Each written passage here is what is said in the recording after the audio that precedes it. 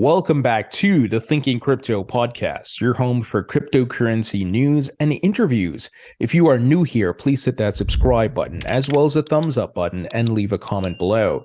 If you're listening on a podcast platform such as Spotify, Apple, or Google, please leave a 5-star rating and review. It supports the podcast and it doesn't cost you anything. This content is brought to you by Uphold, which makes crypto investing easy. I've been using Uphold since 2017. They have 10 plus million users, 250 plus cryptocurrencies, and they're available in 150 countries. If you'd like to learn more about Uphold, please visit the link in the description. Let's start off with the prices right now, my friends, because we are seeing a pullback and some people are a bit worried. Bitcoin right now is under 28,000. At the time of recording, it's at $27,235. Ethereum back below 1,900 bucks. BNB currently at $320. XRP back below 50 cents. So what's happening here? Are we rolling over, as the bears would say, going back down to 15K? No, this is just your normal healthy pullback. If we look here at the daily chart from a macro perspective, you see as of right now, things are still looking bullish, right? We have a sharp move up, then we consolidate, another move up, then we pull back, we build support levels, and then we keep going. This is market cycles playing out both on the micro from the hourly, daily, and weekly, and the macro with your monthly and quarterly and so forth. So I'm still expecting Bitcoin to keep moving upwards to about 40 to 50K. I don't know what the exact top's going to be, but I'll be taking a lot of profits around 40K just in case, it tops out there. So we'll see what happens. Obviously, there is a bullish and a bearish scenario. So we're not dealing with guarantees here. We're dealing with, or certainties here. We're dealing with probabilities. So we have to look at what's the likelihood of the bearish scenario playing out versus the bullish. I believe the bullish scenario has the higher probability of playing out. And if we zoom in here on the 2019 chart where we had Bitcoin's retracement, you see strong moves up and then pullbacks, right? Big red candles, another strong move up, big red candle and dump down, building support levels, and then massive rip up. So just go back and study the charts yourselves. I highly recommend you guys look at the charts, look at the patterns. I am not any type of super expert technical analyst, but I understand market cycles. I study the charts. I look at the patterns and how the markets move within the 4-year cycles of Bitcoin. And as we know, as Bitcoin moves, the liquidity will eventually flow to altcoins and you have alt season. That's how it has played out historically. So that is what I'm using. I'm not dreaming it up. I'm not making it up. I'm not pulling it out of my ass, right? I am looking at how the markets have played out historically. I've been here for 2 bull markets and 2 bear markets. And of course, I've studied the past, the ones prior to me entering the crypto market, looking at the charts, looking at what other analysts are saying. And here's an example. One analyst is saying, can you spot the Bitcoin support? So essentially looking at the Bitcoin support level, he provided a great chart. And you can see Bitcoin could probably go down to about 25,000 and find support there, then bounce them there and rip up. But that will not happen in a matter of hours or days. It may take a couple of weeks. So just be prepared for some pullbacks and sideways movements. But of course, if you're looking at a long-term strategy, this is where you dollar cost average in. Obviously, not financial or investment advice. Do your own research, make your own decisions and conclusions, or come to your own conclusions, and obviously be risk averse. Make sure you're not investing your life savings, right? You're investing money that you can afford to lose. I'm not saying you're going to lose your money, but we never know what may happen, right? This goes for stocks as well. Or if you're investing in real estate, I would say the same thing. It's just a matter of investment principles and, of course, capital preservation. So this is how I'm looking at it, guys. I'm not worried. I see bullish momentum here. We're above the 200-week moving average and all that. So things are still moving in the right direction. Be patient and watch the charts closely. Now, let's jump into the news, guys, because we have the snake himself, former SEC chairman Jay Clayton, slithered out of his cave to go make an appearance on CNBC Squawk Box to talk about crypto regulations, among other things. And of course, there's nothing but garbage that came out of his mouth and hypocrisy. And for those of you who don't know who Jay Clayton is, Once again, he was the former SEC chairman. He was the one who held the chair right before Gary Gensler came into office. And of course, he filed a lawsuit against Ripple on his last days and then ran out the door. He also failed to approve a Bitcoin spot ETF. In addition, Bill Hinman, who worked under him, they both colluded on giving Ethereum a free pass. We know that is being heavily debated in the Ripple lawsuit. The SEC tried to protect the documents. The judge has called him out. So Hinman, of course, went around saying Ethereum is no longer a security. He gave a speech, and Jay Clayton went around endorsing such speech. And of course, in his tenure, he did not pass any or provide any clear guidelines. He did not work with Hester Peirce and using her recommendations for the safe harbor and so forth. So he did nothing except file a lawsuit against Ripple and run out the door. So he should not be saying anything. I wish he would just go back in his cave and stay quietly. However, he's currently advising crypto hedge funds and crypto companies. Yes, you see what we're dealing with here? And now he's calling for regulations. Well, why didn't you do it, Jay Clayton? Right? So some of the statements he made, which are very telling, guys. The courts are not an efficient place to resolve classification issues in securities. And then he talked about the EU's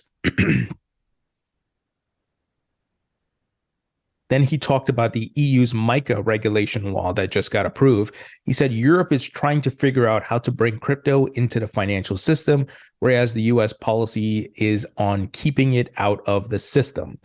Well, Jay, you were part of that system and you still are, and you did nothing.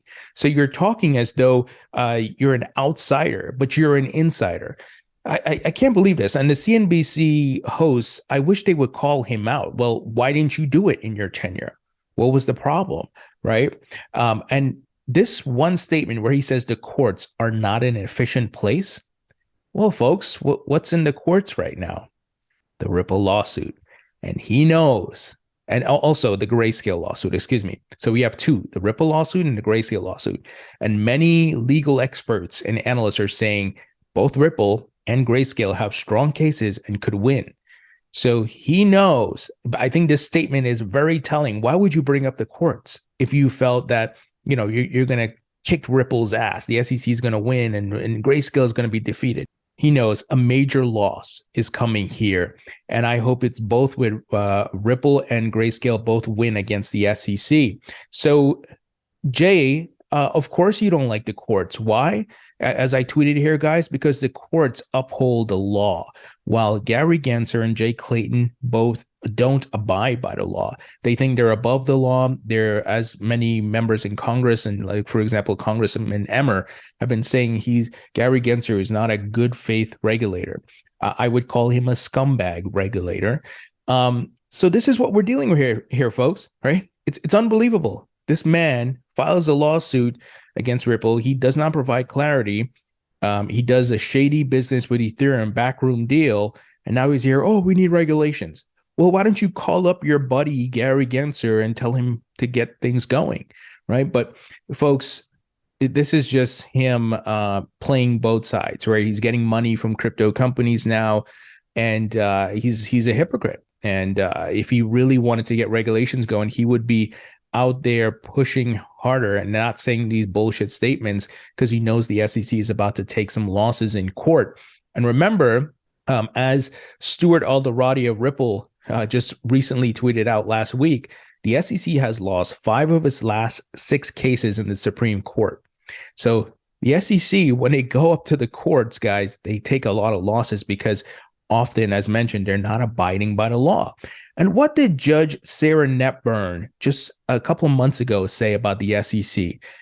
The hypocrisy in arguing to the court on the one hand that the speech, talking about the Hinman speech, is not relevant to the market's understanding of how or whether the SEC will regulate cryptocurrency, and on the other hand that Hinman sought and obtained legal advice from SEC counsel in drafting his speech, suggests that the SEC, listen to this, folks, is adopting its litigation positions to further its desired goal and not out of a faithful allegiance to the law.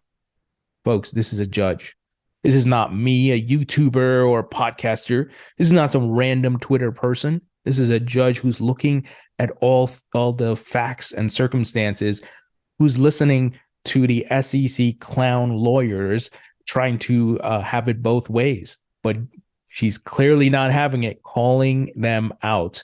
Can you believe that? A judge saying that the SEC does not have a faithful allegiance to the law. Folks, come on. If you've been a skeptic or you think a lot of this stuff is conspiracy theories or that it's outlandish, I'm providing facts here. And this thing, as the more it gets more deeper into the legal aspect, into the courts, more will be exposed. And the SEC does not want the Hinman documents and emails to be released, because that's going to be very embarrassing for them. Remember what the folks at Ripple has been saying, that you're going to see some really shady activity. And Jay Clayton, he knows. Why would you make a statement that the courts are not an efficient place? When you go back to the Howey test, it was Howey and the Supreme Court, right? The decision came out from there, and then law was made, but the precedence was set from the Supreme Court's ruling. So Jay, if you're listening, buddy, you're a complete liar, you're a snake, and you're part of the problem. So this is the clown activity we're dealing with here. And as I've said many times, the SEC is rotten at its core. I tweeted out today, I believe whoever is sitting in the SEC chairman seat, whether they have good intentions or not, they are beholden to the banking incumbents. It may not be that they want to do things, but they have to. And that's unfortunately the situation we're dealing with here. Some other statements that Clayton made today on CNBC. He said, I do agree with Gary Gensler that securities cover a wide swath of crypto. Yeah, it would have been great if you really helped get things figured out. And then he reiterated some things related to like Ethereum. Things can go from being a security to not a security. And on and on and on. The same BS talking points, but of course, just hot air. All right, folks, let's move ahead here, because Gary Gensler continues to be called out by different folks in the crypto industry. And Ryan Selkis, CEO of Masari, he tweeted out the following: the Gensler and stablecoin hearings should embolden crypto builders to fight enemies in DC. It's been reasonable to give the benefit of the doubt to the industry opponents and focus on education, but this week's showcase highlighted only bad faith on the part of our detractors. So absolutely, I've been saying it for a long time. We have to go on the offensive. I've been calling on many folks to make contact your representatives, tweet, email. We have social media and technology to our advantage, and we can do this, guys. We did it with the infrastructure bill. And, right now we got members of Congress calling out Gary Gensler, even Democrats, right? So it's not just Republicans. There are Democrats like Richie Torres and many others who don't like Gary Gensler and the nonsense he's doing. Here's an example of Warren Davidson. Just today, he tweeted out the following: hashtag fire Gary Gensler and hashtag restructure the SEC. And the screenshot he provided says Gensler's 7 failures. he provided a list here, itemized list of Gary Gensler's failures. And, number 4 on the list is Hotel California rules for crypto, the ability to check in with the SEC anytime, but never leave with approval, endless discovery with no resolution and no clarity for the SEC's captives or the market. Absolutely. So there's other companies as well calling out the SEC. So Paradigm says SEC's current framework is unsuitable for crypto. Yeah, you can say that 10 times over. Paradigm says the token analysis has been further complicated by the SEC staff's suggestion that a token status can morph from being a security to a non-security and potentially even back again. Yeah, who the hell can, what innovator and entrepreneur can build and get things right when it's Russian roulette with these regulators, right? And the SEC. So, by the way, Paradigm is a crypto investment firm. So just an FYI there. And here, Brian Armstrong, CEO of Coinbase, he tweeted out that and yesterday we talked about it in the podcast, Brian and his team were in DC meeting with different politicians and so forth. Well, he tweeted out today that they met with the SEC. He says, we'll continue pushing for a clear rule book in the U.S. for crypto regulations. The U.S. can't afford to fall behind on this important technology to update the financial system. Also important for regulators to set policy and then enforce it, not start with enforcement before there are clear rules. At this point, seems like Congress will need to step in. Well, I appreciate Brian going there to the SEC, and obviously his voice and his capital and his influence, it's going to carry a lot of weight, right? As a publicly traded company, the largest crypto exchange in the U.S., and hopefully they can get this thing right. I don't know if he met specifically with Gary Gensler. He didn't say, but I think we need more of this. But at some point, though, as Ryan Selkis was saying, we got to fight. I think going in and talking, we've seen a lot of companies get get stabbed in the back by Gary Gensler, because he'll just take whatever information you have and use it against you, versus trying to help you and say, hey, look, pay the small fine for this here, but let's get you in the right. Let's get things moving. Don't worry. We'll figure this out. Here's the regulations. He's not doing that, of course, right? It's the mob. It's shakedown. So great. I really appreciate Brian Armstrong, the Coinbase team, going out there though and talking and meeting with different folks. Final item here. This is interesting. Biden's new communications director has strong crypto connections. President Joe Biden appointed Ben LaBolt as his comms chief recently, and he holds Bitcoin and Ethereum. So it's interesting. I'm not saying this is going to sway like Joe Biden to do something, but it's just interesting that, people at different levels throughout society are holding crypto now and they're understanding it. It's pretty fascinating, folks. And I think crypto is going to be a big topic for elections. And it's certainly an issue. I'm not saying it's going to be the most important, but it's certainly going to be up there. And especially with millennials, because the statistics show that millennials are the ones who hold a lot of crypto, and many who are college educated, make higher income and so forth. I'm not saying that other demographics don't hold crypto, but just as far as the higher percentage, it's millennials. So we're going to see crypto be a big part of politics, because there's jobs here, there's innovation, there's folks who are entrepreneurs. And if they're getting, the runaround and confusion and nonsense out of DC on this, they're going to vote around this. So a lot of, especially Democrats, because of the Biden administration's hard stance, they're going to be in trouble. So Ben LaBolt was named White House Communications Director in February. He will be allowed to advise the president and his administration on crypto, but will not be allowed to participate in legal matters, investigations, and contracts with crypto firms he's previously worked with, per a report from Bloomberg Law. According to public disclosures, LaBolt has reported that while he was working at Bully Pulpit Interactive, his clients included Andreessen Horowitz and Uniswap. Folks, Uniswap, obviously crypto company, Andreessen Horowitz existed before crypto, but they are heavily invested in crypto, A16Z and so forth. So let's see here. According to LinkedIn, LaBolt was at Bully Pulpit at the same time as Uniswap's head of communications, Bridget Frey, who left the company to join Uniswap last July.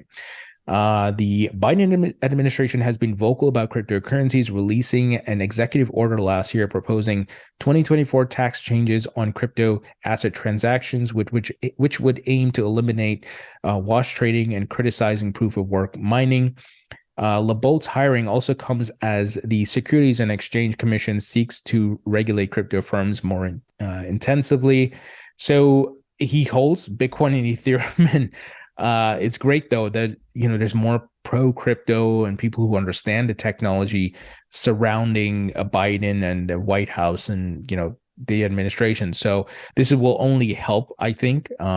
So very interesting news. Once again, I'm not saying this is groundbreaking or Biden's going to change his mind tomorrow, but small wins, I think, as more people within government understand this technology and use it and own it, that will bring favorable regulations over time. All right, folks, let me know what you think. What do you think about this Jay Clayton snake who just came out of his cave to blow some hot air and further expose his hypocrisy, and once again revealing comments about the courts? I think he knows some big L's are coming the SEC's way. All right, guys, let me know what you think, and I'll talk to you all later.